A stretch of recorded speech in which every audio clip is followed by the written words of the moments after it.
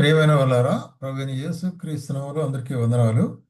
మరి ఈ దినం కూడా మన యొక్క వాక్య ధ్యానం కొరకై ఆ, విలాప వాక్యములు గ్రంథము నుంచి మనం 3వ అధ్యాయము 40వ వచనం నుంచి కొన్ని వచనాలు మనం చదువుకుందాము.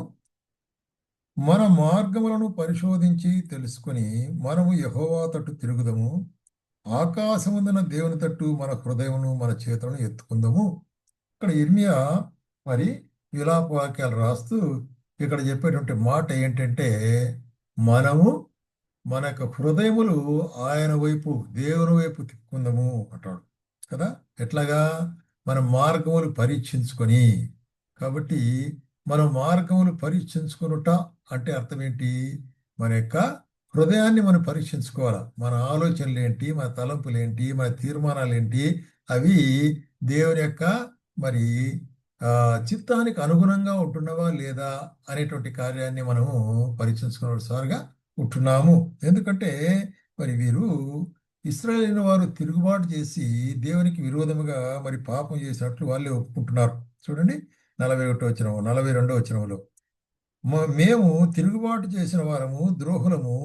ఆ నీవు మమ్మను క్షమింపలేదు. నీవు కోపము ధరించుకున్న వాడవై నీవు మమ్మను తరుముచున్నావు.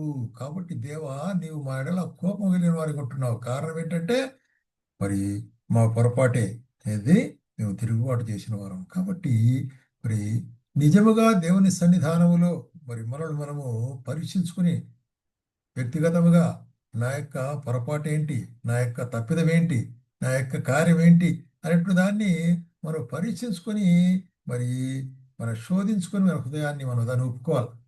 ఇది చాలా ప్రాముఖ్యమైన కార్యంగా ఉంటుంది అన్నమాట. అందుకొరకే కీర్తనకర్త కూడా ఏమంటాడంటే 119వ కీర్తన 59వ వచనంలో, నా మార్గములు నేను పరిశీలించి తెలుసుకుంటుని, నీ శాసనము తట్టు మరలుకొంటిని. కాబట్టి దేవా, పూర్ణ హృదయముతో బ్రతిమాలుకుంటున్నా అంటున్నాడు. ఎందుకు? నా మార్గములను నేను పరిశీలించి తెలుసుకుని ఉంటున్నాను.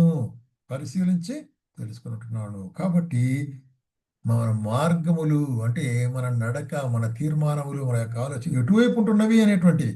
ఆ, మనం సరైన మార్గములో లేక వాక్య మార్గంలో వెలుస్తున్నామా, వాక్యానికి విరోధంగా వెలుచుంటున్నామా, దేవుని మార్గంలో వెలుచుంటున్నామా, దేవుని మార్గానికి విరోధంగా వెలుచున్నామా అనే కార్యాన్ని మనం పరీక్షించుకోవాల్సి ఉంటున్నాం.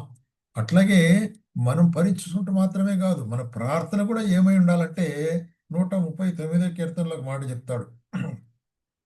దేవా, నన్ను పరిశోధించి నా హృదయం తెలుసుకును, నన్ను పరీక్షించిన ఆలోచన తెలుసుకును, నీకు ఆయాసకరమైన మార్గం ఏందున్నదేమో చూడుము, సత్య మార్గమును నడిపింపుము. కాబట్టి మనం దేవుని సన్నిధానాలకు వచ్చినప్పుడు మనలో పరీక్షించుకోవాలా. అదే సమయంలో దేవుని సన్నిధానంలో మన ప్రార్థన కూడా, ప్రభువా, నా యొక్క హృదయాన్ని కూడా పరిశోధించు ప్రభువా. ఒకవేళ నన్ను నేను పరీక్షించుకున్నట్లయితే, ఒకవేళ నేను అనేక కార్యాలు తెలుసుకోలేకపోతాను, అయితే నీవు నన్ను పరీక్షించి ఏం చేయాలా? నీకు ఆయాసకరమైన మార్గం అంటే నీకు విరోధకరమైన మార్గం, నీకు కోపం పుట్టించే మార్గం ఒకవేళ నా జీవితంలో ఉందేమో, కాబట్టి నన్ను క్షమించు ప్రభువా అనేటువంటి కాదు. అంటే మన దేవుణ్ణి సమీపించినప్పుడు మనము ఆ విధంగా మనం తగ్గించుకున్న వారమే ఆయన సన్నిధానానికి వెళ్ళినట్లయితే ఆయన అంగీకరించబడుకుంటున్నాడు అనమాట. అందుకొరకే మరి అపోస్తలుడైన పౌలు కూడా రాస్తూ ఏమంటాడంటే 2 కొరింథీయులకు 13:5 చూస్తున్నాం. మీరు విశ్వాసము గలవారై ఉన్నారో లేదో మిమ్మల్ని మీరే శోధించుకుని చూసుకునుడి. మిమ్మల్ని మీరు పరీక్షించుకునుడి. మీరు భ్రష్టులు కాని యెడల యేసుక్రీస్తు మీలో ఉన్నాడని మిమ్మల్ని గూర్చి మీరే ఎరుగుదురు కదా. కాబట్టి ఎట్లాగా పరీక్షించుకోవాలా? మన విశ్వాసం ఎట్లాగుంటున్నది? ఉం? మన విశ్వాసం దేవుని పట్ల ఎట్లాగుంటుంది? మన విశ్వాసం అది కార్యరూపమైన విశ్వాసంగా ఉంటున్నదా? అది దేవునికి మరి ప్రశంసనీయమైనటువంటి ఒక విశ్వాసంగా ఉంటున్నదా అని పరీక్షించుకుని చూసుకున్నట్టున్నాడు. మనం పరీక్షించి చూసుకున్నట అనేటువంటిది చాలా ప్రాముఖ్యమైన కార్యము అనేటువంటి కార్యాన్ని ప్రియమైన వాళ్ళారా ఇది మనం చూస్తుంటున్నాం. కాబట్టి దేవుని సన్నిధానములో మనం వచ్చినప్పుడు మనం పరీక్షించుకున్నట అనేటువంటిది. అందుకొరకే గలతీయులకు రాసిన పత్రికలు కూడా ఇంకో మాట చెప్తాడు అపోస్తలుడైన పౌలు. చూడండి, 6వ అధ్యాయము 4వ వచనంలో ఏమంటున్నాడు? ప్రతివాడు తాను చేయు పనిని పరీక్షించి చూసుకునవలెను. అప్పుడు ఇతరులను బట్టి కాక తమను బట్టి అతనికి అతిశయము కలుగును. కాబట్టి ప్రతివాడు తను తాను పరీక్షించి చూసుకోవాలా. కాబట్టి ఇతరులు చెప్పేటువంటి గురించి కాదు మాత్రమే కాదు. అప్పుడే మనకేమవుతుందంట, మరి ఆ యొక్క కార్యం మనకు నెరవేరేదిగా ఉంటుంది. ఆయన మనల్ని అంగీకరించేవాడు ఉంటున్నాడు.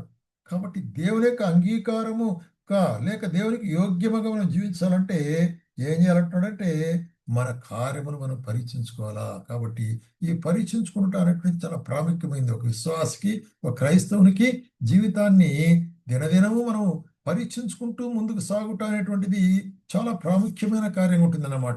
ఎందుకంటే మరి దినదినము ఆయన సన్నిధానంలో మనం మరి పరీక్షించుకున్నప్పుడు మన కార్యములు సరి చేసుకుంటూ ముందుకు వెళ్ళాలి. మన నాలోని లోపాలేంటి అనేటువంటి కార్యాలు ఏంటి అనేటువంటి శోధించుకొని మనం అందుకొరకే ఇక్కడ ఏమంటున్నాడంటే చూడండి, యాకోబు రాస్తూ ఇంకొక మాట చెబుతాడు మొదటి అధ్యాయంలో, మీరు వినువారు మాత్రమే ఉండి మిమ్మల్ని మీరు మోసపుచ్చుకొనకుండా వాక్య ప్రకారం ప్రవర్తించువారై ఉండుడి. ఎవడైనాను వాక్యమును వినువాడైండి దాని ప్రకారం ప్రవర్తించని వాడైతే వాడు అద్దములో తన సహజముఖమును చూసుకునేవాటి మనుషులు ఉంటారు. కాబట్టి వాక్యం విని మాత్రమే కాకుండా దాన్ని పరీక్షించుకోవాలి. అది మన యొక్క జీవితానికి అన్వయించుకోవాలి. వాక్యం ఏం చెప్తున్నది, వాక్యం నన్ను ఏ విధంగా శుద్ధిపరుస్తున్నది, ఏ విధంగా నడవమని చెప్తున్నది అనేటువంటిది అన్వయించుకోవాల్సిన వారంగా ఉంటున్నాము అనేటువంటి కార్యం. అది ఎట్లా ఉంటుందంటే అద్దంలో మన సహజ ముఖం చూసుకుని మరి అదే విధంగా దేవుని వాక్యం అంటే అద్దంలో మనం చూసుకోవాలి. అయితే అద్దంలో ముఖం చూసుకుని దాని తర్వాత దాటిపోయిన వెంటనే మర్చిపోతాం చూడి, అట్లా ఉండకూడదు మన జీవితము. దాన్నే మనము సెర్చ్ చేసుకుని జ్ఞాపకం పెట్టుకొని మరి దేవునితో సరిచేసి సమాధాన పడే వారంగా ఉండాలి. అదే కార్యం ఇక్కడ హెచ్చరించే కార్యం. అందుకొరకే ఏప్రిల్కు రాస్తే ఏమంటాడంటే, ఏప్రిల్కు రాసిన పత్రిక 3వ అధ్యాయము 12వ వచనంలో ఏమంటున్నాడు ఇక్కడ, సహోదరులారా జీవముగల దేవుని విడిచిపెట్టిపోయినటువంటి విశ్వాసము లేని దుష్ట హృదయం మీలో ఎవరైనా ఒకవేళ ఉన్నదేమని జాగ్రత్తగా చూసుకున్నది. కాబట్టి ఎటువంటి హృదయము? దుష్ట హృదయం.